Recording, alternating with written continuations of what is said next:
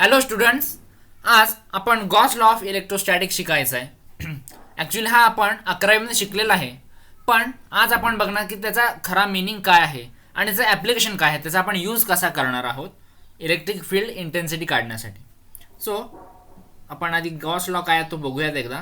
So phi is equal to which is electric flux, this is equal to Q upon epsilon not.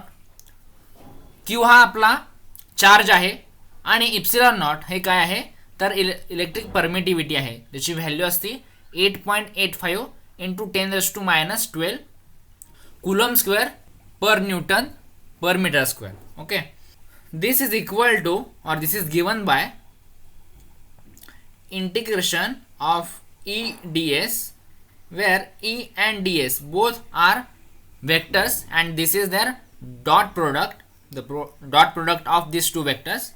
And remember, this integration is called as closed integral and we denote it by circle on the integral sign. So what does this mean? Suppose we take one area or suppose we take one sphere or any body we take. So there will be some small number of areas here which we call as a ds. So here it is ds, here it will be another ds, here it will be another ds. So there is large number of ds, that is small element, area element present over the entire body. This is a 3-dimensional body but this is irregular shape. ह्याचा shape कसा आहे आपला काय irregular shape आहे. तर ds बार जो आहे आपण एरिया वेक्टर कसा डिफाइन करतो बघा. Area ds bar this is equal to n cap into ds, where n cap हा जो n कॅप आहे तो काय आहे तर युनिट वेक्टर आहे रेडियली आउटवर्ड डायरेक्शनमध्ये. हा जो काही सरफेस असणार आहे, आता इथं हा समजा सरफेस आहे तर ह्याला रेडियली आउटवर्ड डायरेक्शनमध्ये पण त्या सरफेसला परपेंडिक्युलर असा तो काय असणार आहे आपला रेडियस वेक्टर एन कॅप असणार आहे. सो हा इथं या साईडला असेल, इथं बघितला तर हा इथं परपेंडिक्युलर असा असेल, इथं परपेंडिक्युलर असा असेल. ठीक आहे, अशा पद्धतीनं वेगवेगळ्या ठिकाणी आपला ds बार असेल. सो आपल्याला काय करायचं, इंटिग्रेशन करायचं आहे म्हणजे या प्रत्येकचं ॲडिशन करत जायचं प्रत्येकाचं. अजून एक इंटिग्रेशन कशाचं करायचं आहे तर ई बार डॉट ds बार ह्याचं इंटिग्रेशन करायचं आहे. सो डॉट प्रोडक्ट आपल्याला माहिती आहे आपण कसं लिहितो तर कॉस थिटानं लिहितो. So this is equal to E हे त्याचे मॅग्नेट्यूड असेल into ds into cos theta. Okay, so ह्याचं आपल्याला पूर्ण सरफेसवरती काय करायला लागेल तर इंटिग्रल करायला लागेल. आता ह्याच्यामध्ये अजून एक गोष्ट लक्षात ठेवण्यासारखी आहे, ती म्हणजे हा जो आपला चार्ज आहे हा क्यू हा this is charge enclosed in the surface. ठीक आहे, सो आपल्याला जो काही चार्ज बघायचा आहे तो या सरफेसच्या आतमधला चार्ज बघायचा आहे, ह्याच्या बाहेरचा नाही बघायचा. सो ह्याच्यासाठी आपण एक सिम्युलेशन बघणार आहे आणि सिम्युलेशन बघितल्याच्या नंतर आपण ह्याचं ॲप्लिकेशन बघूया गॉस लॉचं. या सिम्युलेशनची लिंक मी तुम्हाला शेअर करेन.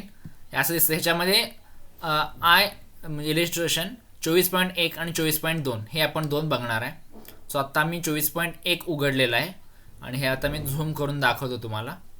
आता ह्याच्यात बघा खाली वेगवेगळे सरफेसेस घेतलेले आहेत आणि या सरफेसमध्ये आपल्याला एक चार्ज असणार आहे किंवा दोन चार्जेस असणार आहेत आणि त्याचं गॉस लॉनुसार इलेक्ट्रिक फील्ड काय आहे हे आपल्याला इथं दिसतंय. आता काही चार्ज नाही आहे, सो इथं इलेक्ट्रिक फील्ड 0 आहे. So we will click on green surface. आता बघा इथं चार्ज आहे ह्या पॉईंटला, आता माझा जिथे पॉइंटर आहे इथं चार्ज आहे आणि आपण जो सरफेस निवडलेला आहे तो बघा कुठं आहे, हा इकडे आहे. गॉस लॉ वापरताना एक लक्षात ठेवा की आपल्याला सरफेस निवडायला लागतो. ठीक आहे, त्या सरफेसला आपण काय म्हणतो गॉशियन सरफेस. ठीक आहे, so we will select one Gaussian surface and then we will find out electric field intensity. जो ई होता आपला कॅपिटल ई त्याला आपण काय म्हणणार आहे इलेक्ट्रिक फील्ड इंटेन्सिटी. आता बघा हा सरफेस जो आहे हा आपण मूव्ह करू शकतो या सिम्युलेशनमध्ये. ठीक आहे, तर आता बघा हा मी थोडा इकडं मूव्ह केला. आता हा जो पॉईंट आहे हा मात्र काय अजून पण या सरफेसच्या बाहेर जिथं हा चार्ज ठेवलेला आहे पण तो अजून सुद्धा या स्फिअरच्या किंवा या सर्कलच्या आता आपल्याला 2 डायमेन्शनमध्ये दिसतंय पण हे ॲक्च्युली 3 डायमेन्शनमध्ये असणार आहे. लांबी, रुंदी आणि उंची तिन्ही असणार आहे त्याला. सो हा जो स्फिअर आहे बॉल शेप असणार आहे त्याच्या बाहेर हा चार्ज आहे, त्यामुळे अजून पण इलेक्ट्रिक फील्ड काय आहे, 0 दाखवतो. समजा हा जस्ट आत आला. आता बघा इथं तुम्हाला व्हॅल्यू दिसते 62.8 आणि इथं तुम्हाला ह्याची स्ट्रेंथ दिसते रेडनं. ठीक आहे, हा जस्ट आत आलेला लक्षात घ्या. आता आतच आहे बघा, हां ह्याची पोझिशन वेगवेगळे ठेवतो मी. इथं आहे, आता अजून थोडा आत आला. आता समजा अजून थोडा आत आला, सेंटरला आला. ठीक आहे, तरी पण काय होतंय बघा, फील्डची जी स्ट्रेंथ आहे ती तेवढीच राहते, व्हॅल्यू पण तेवढीच आहे. बरोबर. समजा हा अजून वाढवला तरी पण या टोकाला आला तरी काय होतंय, व्हॅल्यू तीच राहते. हा बाहेर नेला समजा मी आता पुन्हा आता हा बाहेर गेला, जस्ट बाहेर गेलाय, तरी पण त्याची व्हॅल्यू काय झाली, 0 झाली. सो आपण गॉशन सरफेस काय निवडतो हे इथं कुठेही जरी नेला तरी ती व्हॅल्यू 0 येते. आणि जस्ट जेव्हा आत येईल, कुठेही आत येईल, आतमध्ये जरी असलं कुठेही असेल तरी काय असणार आहे, व्हॅल्यू कॉन्स्टंट असणार आहे. आणि ती किती आहे इथं 62.8. समजा आपण रेड सरफेस घेतला. आता आपण काय घेतला, हा एक सरफेस घेतलेला आहे, रेड सरफेस घेऊ. आता हा काय बघा, स्मॉल सरफेस आहे, मग असं तो कसा होता, मोठा सरफेस होता. सो आता आपण बघूया, हा जर मी सरफेस चेंज केला, आता इथं बघा चार्ज आत नसताना कुठेही जरी नेला तरी तो काय आहे, 0 आहे. ठीक आहे, आपल्या इथं पिवळ्या रंगात खाली एक्स आणि वाय कॉर्डिनेट दिसत आहेत, पण शेजारचं जे इलेक्ट्रिक फील्ड आहे ते मात्र चेंज होत नाही, कॉर्डिनेट जरी चेंज झाले तरी. बरोबर, कारण चार्ज जो आहे तो त्या सरफेसच्या आत नाही आहे. बरोबर. सो आपण काय करूया, ह्याला चार्जला आत घेऊया. समजा आता आत गेला. आता बघा व्हॅल्यू सेमच आहे, 62.8 आणि स्ट्रेंथ पण तेवढीच मगाशी एवढीच दाखवते. ह्याचा अर्थ काय, आपण सरफेस काय निवडला ह्याच्यावरती पण ते डिपेंड नाही आहे. ते कशावरती डिपेंड आहे, तर चार्ज आतमध्ये आहे का नाही आणि आतला जो चार्ज आहे तो किती आहे टोटल. ठीक आहे, आपण अजून एक वेगळा सरफेस घेऊ. ओके, सपोज हा आता रेक्टँगल शेपमध्ये किंवा बॉक्स शेपमध्ये हा एक घेतलेला आहे, हां क्यूब आहे म्हणजे बॉक्स टाईपमध्ये. सेम आता बघा कुठेही बाकीच्या ठिकाणी 0 आहे आणि आज जेव्हा येईल त्यावेळेला मात्र काय आहे, व्हॅल्यू सेम आहे बघा. म्हणजे तो स्फेरिकलच पाहिजे असं काही नाही. ठीक आहे, तरी पण आपण स्फेरिकल घेणार आहे कारण ते आपल्याला कॅल्क्युलेशन करायला सोपं जाणार आहे. ते मी ॲप्लिकेशनमध्ये तुम्हाला दाखवेन. त्यानंतर समजा आपण अजून एक सरफेस घेतला. आता बघा इथं डायपोल आहे, हे मला कसं कळलं, तर आता ह्याच्या फील्ड लाईनवरून मला कळालं. ठीक आहे, जिथून ते बाहेर पडत आहे तिथं काय असला पाहिजे, पॉझिटिव्ह चार्ज असला पाहिजे, आणि जिथं ते आत येत आहे तिथं काय असला पाहिजे, निगेटिव्ह चार्ज असला पाहिजे.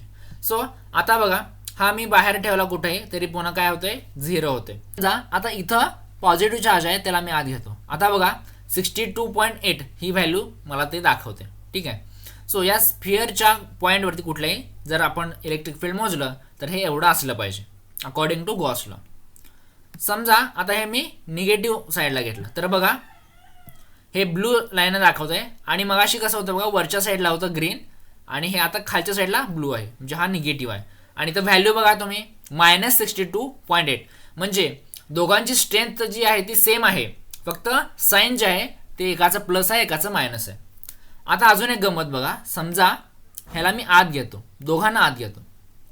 आता बघा मी दोन्ही चार्जेस हे सरफेसच्या आतमध्ये घेतलेले आहेत आणि तरी पण मला जे इलेक्ट्रिक फील्ड आहे ते काय दाखवते, 0 दाखवते. का, तर टोटल जो चार्ज असणार आहे प्लस क्यू आणि मायनस क्यू हे काय होणार आहे, टोटल 0 होणार आहे. किंवा असं आपण म्हणू शकतो ह्याच्यामुळे तयार झालेले इलेक्ट्रिक फील्ड आणि निगेटिव्हमुळे झालेलं इलेक्ट्रिक फील्ड, पॉझिटिव्ह आणि निगेटिव्हमुळे हे दोघं काय होणार आहेत, एकमेकांना कॅन्सल होणार आहेत आणि 0 होणार आहेत. ह्याच्यावरून आपल्याला काय लक्षात येतं, आतमध्ये किती चार्जेस आहेत ते कसे कुठं आहेत, त्या सरफेसच्या आतमध्ये किती लांब आहेत ह्याच्यावरती काही डिपेंड नाही आहे. तर काय डिपेंड आहे, तर टोटल आज चार्जेस किती आहेत आणि त्यामुळं इलेक्ट्रिक फील्ड आपल्याला सरफेसवरती किती मिळणार आहे.